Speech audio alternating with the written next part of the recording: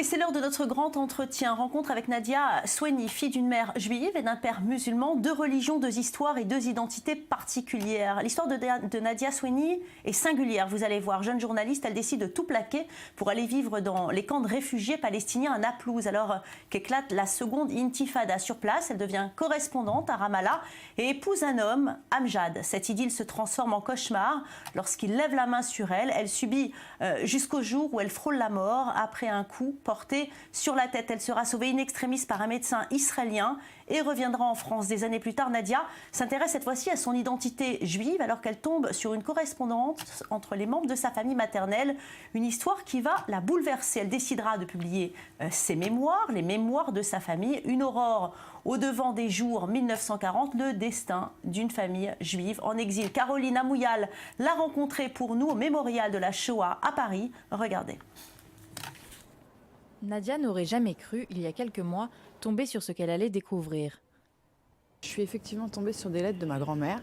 Et puis je me suis rendu compte qu'effectivement, elle vivait aux États-Unis, qu'elle était partie en exil à cause de la guerre, parce que juive, qu'elle avait une famille très impliquée dans la lutte idéologique pour la reconnaissance de la France libre auprès des Américains, parce que c'était quand même très compliqué de faire reconnaître la lutte comme étant représentative de la France et non pas Vichy.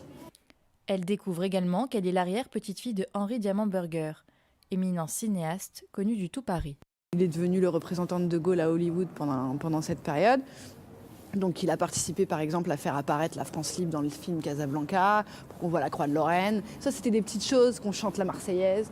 C'est des petites choses qui peuvent paraître anodines, mais ça fait partie de la propagande en fait. Grâce à l'aide de sa famille, elle parvient à reconstituer un passé qu'elle ignorait dans le détail, sa mère Kathleen ne lui ayant jamais tout dévoilé. Oui, on en parlait, on savait quand même qu'on était juifs, ce qui est déjà pas mal. Non mais je veux dire nécessairement, à partir du moment où on est juif en Europe, juif ashkénaze en Europe, pour être précise, on a forcément à un moment donné une transmission familiale sur qu'est-ce qui s'est passé pour notre famille pendant cette période particulière. Ils n'ont jamais vraiment été pratiquants, mais en revanche, ils n'ont jamais eu honte de dire qu'ils étaient juifs, de revendiquer le fait qu'ils étaient juifs et de l'afficher. Mère juive, père musulman, dans chacune de ces quêtes d'identité, à Naplouse ou ici avec les courriers de sa famille, Nadia ne veut pas trancher, car par essence, elle se sent les deux à la fois. Je ne me sens pas juive de la même manière que je me sens musulmane. C'est deux façons de... Ça suscite des émotions différentes, des histoires différentes, une partie de la famille différente. Et donc nécessairement, ça active des leviers différents en moi. L'un n'annihile pas l'autre, c'est-à-dire que je me sens pleinement juive de la même manière que je me sens pleinement musulmane, pleinement française. Et que, en fait, ces identités-là, elles s'annulent pas les unes les autres. Je ne me sens pas en guéguerre contre moi-même. Mais comment vit-elle cette coexistence au quotidien ? T'as beaucoup de mal à prendre un parti sous prétexte que t'appartiens au groupe. C'est-à-dire qu'aller défendre les musulmans sous prétexte que je suis musulmane, ça marche jusqu'à un certain moment. Parler des immigrés en France, je vais me sentir concernée. Même si, mais je vais avoir cette espèce de recul ou cette possibilité de changer d'angle, de regard, parce que j'ai des apports familiaux, historiques et de racines différentes. Je me considère fondamentalement française, parce qu'il me semble que l'identité française est cette faculté d'englober tous les autres, qu'il est possible d'englober tout ça et en revendiquant son identité française, donc je pense que c'est vachement important. Mais je trouve que le débat est super crispé, quoi. Et que dans la crispation, on fait des raccourcis et on enferme et on cloisonne. Ce cloisonnement, comme elle le décrit, ne présage, selon elle, rien de bon pour l'avenir. C'est pas parce qu'on ne refait jamais deux fois exactement les mêmes choses. C'est-à-dire qu'on ne peut pas dire qu'il va y avoir une extermination ou des choses comme ça.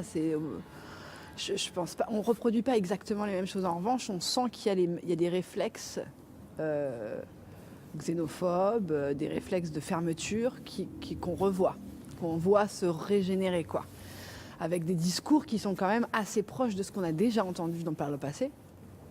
Et donc, oui, non, moi je suis super inquiète pour l'avenir. Vraiment. Israël Feldman, je voyais regarder avec beaucoup d'intérêt à cette interview. Comment gérer une double identité, surtout deux identités comme ça qui s'opposent a priori? Oui, je pense que lorsqu'on parle d'identité, il faut retourner à l'enfance. Et dans l'enfance, l'enfant doit accepter l'identité de son sexe. C'est pas simple.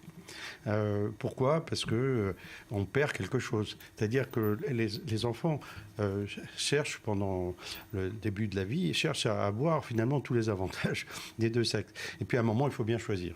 Alors, c'est la même chose sur le plan cérébral. On a deux cerveaux, il y en a un qui doit être dominant.